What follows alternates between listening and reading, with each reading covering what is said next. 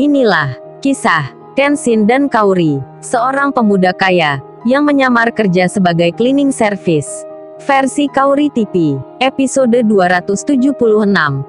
Kenshin, yang tak sengaja mendengar pembicaraan dari handphonenya Kaori. Kenshin pun tak meneruskannya, lalu ditutuplah handphone itu. Kemudian ia kembali lagi, melihat ke depan, ke arah bangunan. Di saat itu Sirena datang. Lalu ia bicara, "Hei Ken, ayo masuk ke restoran. Di sini dingin loh." Kenshin menjawab, "Nggak apa Ren, soalnya ini aku lagi nunggu orang yang akan ke sini."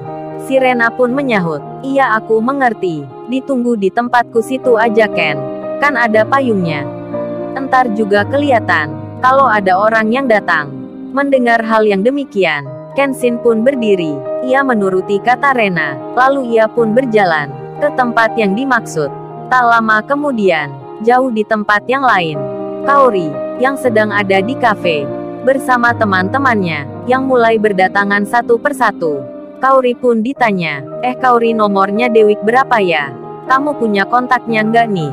Kaori lalu menjawab, "Kayaknya aku punya, coba tak liatin ya." Lalu ia mengambil handphonenya, yang ada di dalam tasnya. Kaori segera memegangnya, dilihat layar gadgetnya, nampak HP-nya ini, yang seperti baru menelpon seseorang. Kaori pun membuka histori panggilannya. Segera saja diperiksanya, ternyata nomornya ini tadi tak sengaja menelpon ke Kenshin. Kemudian dilihat detiknya, durasi lamanya, ia pun jadi menerka. Jangan-jangan nih, Kenshin tadi menerima panggilan handphoneku ini. Ia pun mendengar pula percakapan tentang Randy. Kaori jadi berpikir, ia bertanya-tanya, apa Kenshin tadi mendengar itu ya? Mendengar tidak nih? Ia pun merasa tak enak sendiri. Sampai-sampai dirinya terlihat seperti melamun. Di sela itu temannya bertanya, Kaori, kamu kok jadi gak fokus gitu? Gimana nomornya Dewi ada ya? Aku mau telepon dia nih. Mau tanya kabarnya." Kaori pun jadi tersadar. Segera ia mencari nomor yang dimaksud temannya. Di lain tempat, si Denny, manajer restoran, yang di rumahnya Angelika, ia mendapat pesan dari bosnya. Pak Mori itu menulis, "Hei Denny, lu kemarin sudah minta maaf belum ke tuan muda itu?" Denny yang membacanya, ia yang memang akan ke rumahnya Kenshin, karena tak ingin malu ataupun dimarahi bosnya lagi. Denny pun membalas, "Sudah bos, beres tak ada masalah. Orangnya juga sudah saya beritahu. Kalau restoran itu miliknya bos Mori. Katanya tak mengapa, ia menganggap tak ada masalah. Semua aman bos." Waduh Denny membuat jawaban sendiri. Meskipun saat ini ia belum bertemu Kenshin. Pak Mori pun membalas, "Oke lah kalau gitu, baik juga kerja kamu. Saya tadi khawatir, kalau kamu belum minta maaf." Rupanya Pak Mori masih memikirkan itu, karena saat ini, ia akan bertemu Kenshin. Jadinya rasa khawatir masih ada di benaknya, kalau masalah kemarin belum diselesaikan. Lalu Pak Mori melanjutkan jalannya. Sedang si Denny itu pun melihat cowoknya Angelika, yang nampak sudah datang. Tak menunggu lama, mereka pun berangkat ke tempat yang dimaksud. Kemudian di rumahnya Kenshin, si Iwan sendiri. Semenjak tadi, ia menunggu di teras taman. Lalu ayahnya Kenshin menghampiri, bertanya-tanya tentang banyak hal. Iwan pun menjawabnya dengan apa adanya. Di sela itu, bos besar tiba-tiba mendapat telepon dari mitra kerjanya yang ada di luar negeri. Iwan pun melihatnya, ayahnya Kenshin sedang bicara. Sementara, di saat yang sama, di lain tempat, Yudis yang bersama teman-temannya nampak sedang menyiapkan sketsa tentang renovasi tempat usahanya yang akan dijadikan kafe. Di sela itu, salah satu temannya yang bernama Shirley disuruh menelpon Rena. Yudis itu berkata, Shirley, lu kirim gambar ini ke Rena.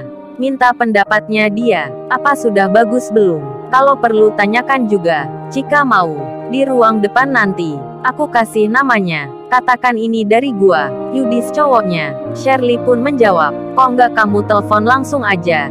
Emangnya kenapa Yud?" Yudis menyahut, "Yang nggak surprise gitu. Kalau aku langsung memberitahukan, kalau lu yang ngomong kan beda.